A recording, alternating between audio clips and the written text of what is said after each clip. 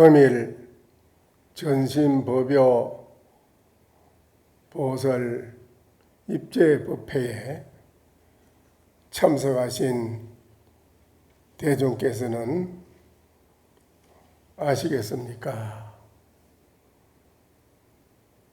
여러분과 제가 마주 보는 이 목전에서 바로 척하니 기합을 해서 바로 알아차려서 깨달으면은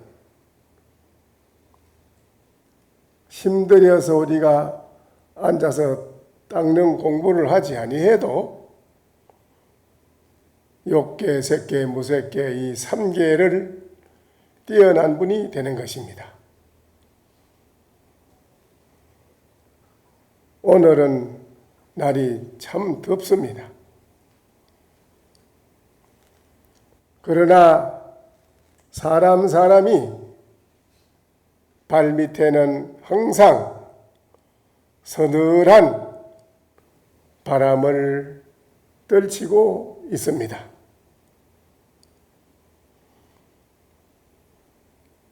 이 도리를 아시느냐라고 방금 전에 제가 물었습니다. 만약에 여기서도 알지 못하셨다고 한다면 다시 또 말씀을 드리겠습니다.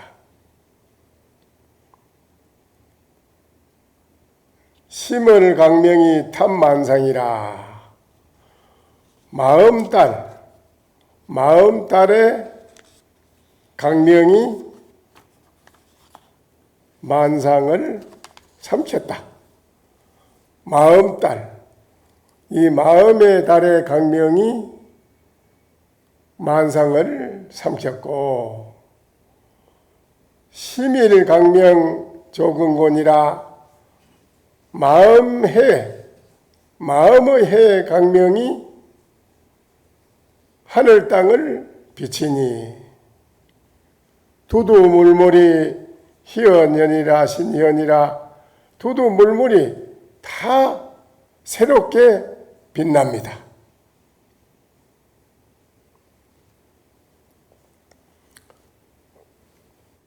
그러므로 산하대지가 산하가 한 가지로 다 법의 왕, 법왕의 깃털을 다 놔두고 있습니다.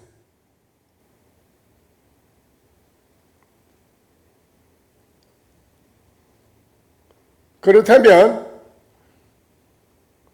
해와 달이 나오기 이전 소식은 그러면 어떠한고 이 말이지요. 해와 달이 만상을 비치니까는 이와 같이 모든 모양이 나타나는데, 그렇다면 해와 달이 나타나기 이전 소식은 어떠하냐 이 말이죠.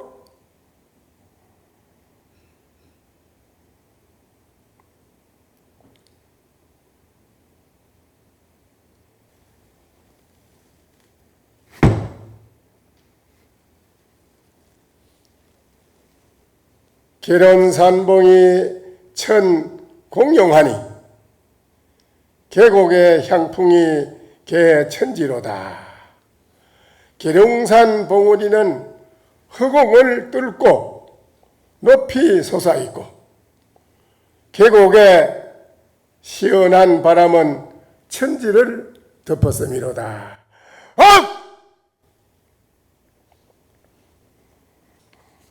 오늘 황벽선사의 전신법어를 강설하기 이전에 서두에 제가 몇 말씀을 붙인 것입니다. 황벽선사는 법어집이 요사이 새로 100년 후에 다시 재판한 게 있는데 거기에는 연기문이 나옵니다. 연기문부터 잠깐 몇 말씀 소개를 드리겠습니다. 전신법보라, 이거는 이름이 여러 가지로 나와 있습니다. 몇 가지로. 항벽선사 전신법요, 항벽선사 단제 선사 전신법요, 단제 심요, 이렇게 여러 가지로 이름이 나와 있습니다. 전신법요는 당나라 시대에 항벽 희운 선사인데, 이분은 백장선사라고 하는 대선지식의 법손입니다. 법제자입니다. 항벽신 이후에는 마조 도일선사, 우주 천하에 오직 한 분으로 뛰어난 대선지식은 마조 도일선사입니다. 그 위에 마조 도일 위에는 남학해양선사, 남학해양선사는 육조 해능스님입니다. 육조 밑으로, 그러니까는 남학해양, 마조 도일, 그 다음에 백장해외, 백장해외 밑에 항벽 희운입니다. 아주 기골이 장대하고, 항벽신님이 키가 크고 기골이 장대하고 그런 분인데, 그분이 이제 당나라 때 선사, 항벽 희운 선사는 홍주 흥룡사라는 절에서, 흥룡이란 땅의 흥룡사, 종롱의 흥룡사에서 거기서 법을 쓰라는 것을, 핵심 요지를 이제 모아가지고 대중 847년에서 859년 당나라 선종의 연호입니다. 11년 857년에 서문을 붙여서 그 책으로 만들었는데, 책머리에는 재상 배유공이라는 분이, 거사가 지은 서문이 첫 번에 지은 게 있습니다. 이 배유공이 지은 서문, 이건 잠깐 이분에 대한 것을 소개를 말씀을 드리겠습니다. 배유공은 이름이 배도입니다. 성은 배시고 이름은 법도도자 배도입니다. 또 동생이 있는데, 동생은 똑같은 법도도자인데 도자로 부르고 동생은 탁이라고 불렀습니다. 배도와 배탁이 두 형제가 쌍둥이로 등을 서로 붙여가지고 동시에 나왔습니다. 부모가 칼로 잘라가지고 살이 많이 붙은 쪽을 형을 삼고 살이 적게 붙은 쪽을 동생으로 삼았습니다. 형이 배도고 동생은 배탁입니다. 이분들이 일찍이 조실 부모를 하고 형제간에 헤어지고, 그 배도 형은 삼촌 집에서 밥을 얻어먹고 지냈는데, 어느 날 일행선사라고 하는 선사가 그 삼촌 집에 찾아왔어요. 와가지고 그 스님이, 일행선사가 삼촌한테 하는 말이, 저 아이는 아주 재앙을 껴안고 사는 애이다. 업보가 두터워서 일생을 빌어먹을 팔자고, 죽어서도 태어나도 또 빌어먹을 팔자고, 조실 부모하고 그럴 아이다. 저 아이가 이 집에 있으면 이 집도 몰락을 한다. 삼촌 집이 몰락을 해 망한다 이거예요. 그 배도가 밖에서 마루에서 그 말을 가만히 듣고 가슴에 기가 막힌 거라요. 혼자서 내가 이렇게 복이 없이 태어나서 삼촌 집까지 망하게 한다니 내가 이 말이 아니다. 그래 이제 삼촌은 그 말 듣기 기분이 안 좋지요. 그렇다고 해서 그 부모도 없는 자식 그 조카를 쫓아낸다는 것도 참 그게 할 수 없는 일이고, 또 그양 두 자리 저놈 때문에 이 집이 망할 것 같고, 그 참 입장이 난처하게 된 거라요. 그런데 어느 날 그 배도가 삼촌한테 들어와서 그럽니다. 삼촌, 제가 이 집을 나가겠습니다. 왜 네가 나가려고 하느냐? 나이가 이제 13살 먹었는데 지금 나가서 네가 어디 가서 뭘 하겠느냐? 굶어 죽는다. 이어 살아라. 삼촌, 제가 이 집에 살면 삼촌까지 집이 망하고 안 된다는데 내가 어찌 삼촌 집까지 망칠 수가 있겠습니까? 저는 절대 있을 수 없습니다. 삼촌이 절대 나가서는 안 된다고 속으로는 나가서만 하는 마음을 가지고 있으면 겉으로는 가면 안 된다, 가면 안 된다. 이제 이렇게 말리죠. 그런데 몰래 새벽에 일찍이 길을 떠나갑니다, 집을. 돌아다니죠. 돌아다니고 얻어먹는데 어느 날 그 고을에 모자간에 사는 두 분이 있는데 어머니가 아들이 뭔 죄를 저질러 가지고 사형을 당하게 됐는데 그 어머니가 고을론한테 물었습니다. 내 자식을 어떻게 하면 살릴 수 있겠습니까?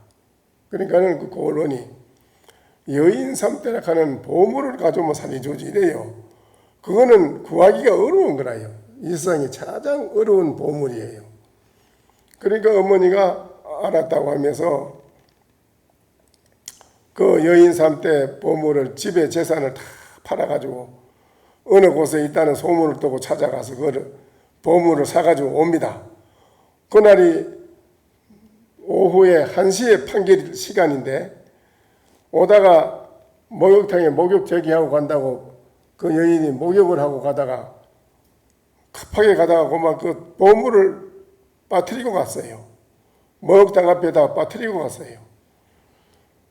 그런데 그 거지가 13번 거지가 그 목욕탕 문 앞에 얻어먹고 이제 가만히 앉아 있는데 웬 여인이 막 급하게 가면서 툭 떨어뜨리고 가거든요. 그 간 뒤에 가보기 아주 신기한 보물이라. 그래서 그걸 가만히 주워가지고 품에 꺼내고 가만히 그 자리에 기다리고 있습니다. 그리고 그 여인이 고른한테 갔는데 가나에 갔는데 가서 보니 보물이었거든요. 내가 빠뜨리고 왔구나 싶어서 막 급하게 다시 옵니다. 와서 보니 아무것도 없는데 웬 거지가 서가 있는데 아주머니 혹시 이거를 찾지 않습니까? 내가 그 보물을 찾는데 보시냐 하니까 예, 내가 누가 가져갈까 봐 다른 사람이 가져갈까 봐 내가 이거를 주인이 올 때까지 내가 가지고 있다가 드리려고 여기 가지고 기다리고 있었습니다. 그러니까는 여인이 저리라면 세상에 이런 거지가 또 세상에 어디 있느냐고 참으로 훌륭한 거지 이런 거지는 없다고 이러면서 저를 몇 번을 감사하다고 절을 하고 가지고 그걸 막 급하게 가서 고른한테 바치고 아들을 생명을 구명한 겁니다. 구한 것입니다. 그래서 이제 그 배도가 돌아다니다 다시 삼촌 집에 또 그날은 배고파서 오늘은 밥을 얻어먹을 데가 없는데 삼촌한테 가서 밥을 한 술 더 얻어먹고 가야겠다고 들어갔는데 마침 밥을 먹고 가려고 하는데 일행선사가 치고 왔어요. 와서 이렇게 보더니 그 이상한데 그 삼촌이 선사님 뭐 잘못됐습니까? 잘못돼도 아주 크게 잘못된 거고 잘된 건데 아주 잘된 건데 이 애가 전번에는 죽어서도 빌어먹을 팔자더니 지금 보니 나라에 재상을 하고도 남는 그 복을 가지고 있네. 그거 참 희한한데. 그러니까 삼촌이 그래요. 이 아이를 이 집에 두면 이 집도 크게 잘 될 뿐 아니라 이 사람이 나라에 큰 재상이 되겠어. 이런 좋은 일이 어디에 있겠는가? 그 일행선사 그러는 거요. 그러니까는 아이고 그렇습니까?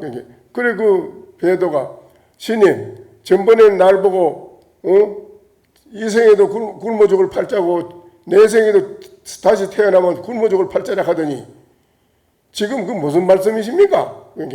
하하 그럴 일이 있는데 뭔 일이 있습니까? 내가 혹시 이러이러한 좋은 일을 한 일이 없는가? 그래요. 물론 그런 좋게 그런 뭐 해드리는 일이 있습니다. 주가지고 보물을 드리는 일이 있습니다. 바로 거기지. 못하는 거지 같으면 그럼 가지고 도망가 지가 잘 살아 도망갈 텐데 어찌 그거를 그래 가지고 그 굶어 죽는 거지가 그래? 그 사람을 주려고 가지고 있었던 그 마음 하나가 바로 그 마음 하나가 이렇게 내 인생을 바꾸는 걸세. 모든 굶어 죽을 팔자고 이런 것도 싹 없어지고 그대가 새롭게 태어난 걸세. 그래서 이 나라를 살릴 만한 그런 복을 가지고 있네. 그런 재상이 될 수가 있어. 그래서 그러네. 그렇습니까? 삼촌이 고맙습니다. 감사합니다. 그리고 일행선사가 내가 데려가서 공부 좀 가르치겠죠. 그 삼촌이 그래 해주십시오. 내가 모든 거를 딜을 다 대드리겠습니다. 그리고 절에 양식이고 돈이고 그 삼촌이 다 대드리고 스님은 그 배도를 공부를 가르쳐가지고 과거를 봤는데 과거에 이 사람이 최고로 급제를 한 거라요. 그래가지고 중국의 그때 당시 당대 3재상 중에 한 분이 이분이 재상, 배도라는 이분인데 이분이 나라에 외국에 통신사로 가면서 배를 타고 가는데 노를 젓는 그 뱃사공이 덥다가 우뚱 후떡 벗는데 벌써 덩어리가 춤추고 큰 길인데 이게 동생이라. 너 혹시 탁이 아니야? 그러니까 맞습니다. 나 형 몰라? 이게 알지요? 그럼 왜 내 형한테 왜 말도 없고 그래? 네가 이렇게 고생을 하고 있으면서 내가 나라에 이렇게 크게 벼슬을 하고 있는데 날 형이라고 찾아왔더라면 내가 너를 좋게 자리를 하나 주고 말이지 너를 잘해줄 텐데 왜 소식도 없이 이런 고생을 하고 있느냐? 왜 이런 고생을 하고 있느냐? 이렇게 타기가 동생하는 말이 형님은 형님의 인생을 살아가는 거고 나는 내 인생을 내가 살아가는 거요. 형님은 그게 만족합니까? 나는 이 뱃사공을 하지만 나 이게 만족해요. 만족할 줄 아는 사람이 잘 사는 거요. 만족할 줄 모르는 사람이 잘 사는 거요. 형한테 형님도 참 딱하네. 나를 어떻게 보고 그런 소리 하느냐고. 동생이 이랬단 말이요. 그 형이 깜짝 놀라는 거야. 역시 한 배 속에서 같이 나온 형제로다. 대단하다.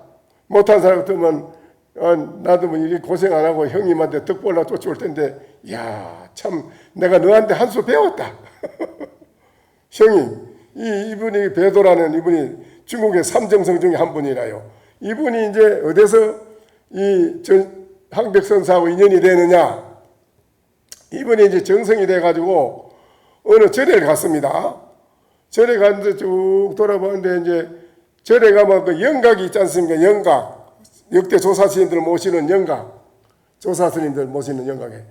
영각에 또 갔는데 이 배도 이분이 절에 알레하는 그 주지스님한테 이분들이 영은 다 이래 있는데 지금 이분들은 다 어디에 가 있어?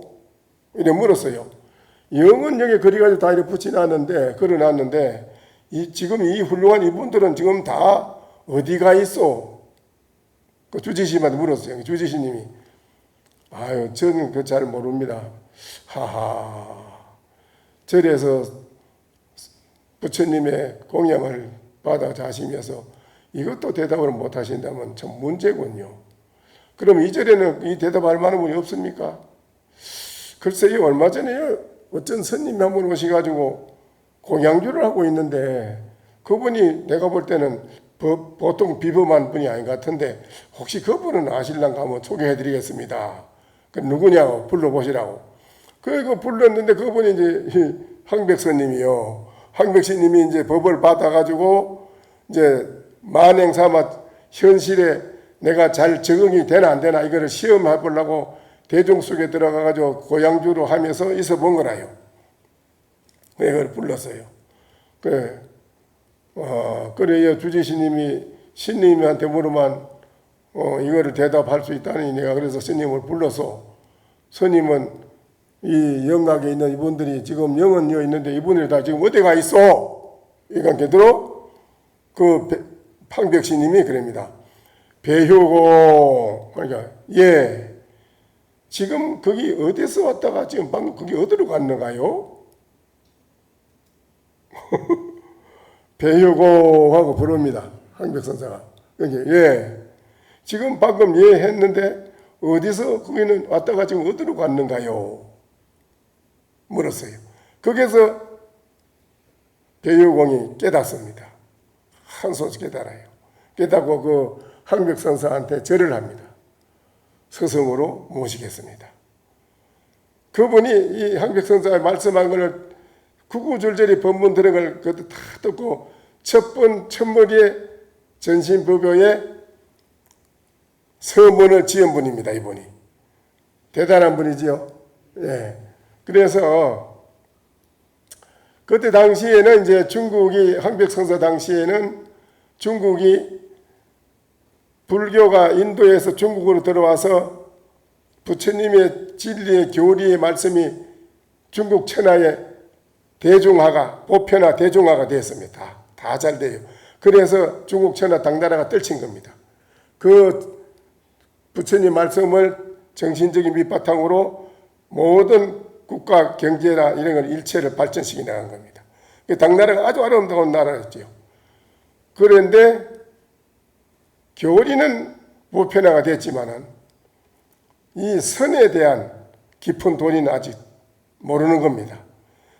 그 선에 대한 도리를 대중화 보편화하기 위해서 중국 천하의 모든 그 마조 밑으로 백장으로 황병선사 이런 분들 이름이 선의 대중화를 황금시대라고 하는 세상을 그때 당시에 시대를 열게 되는 것입니다.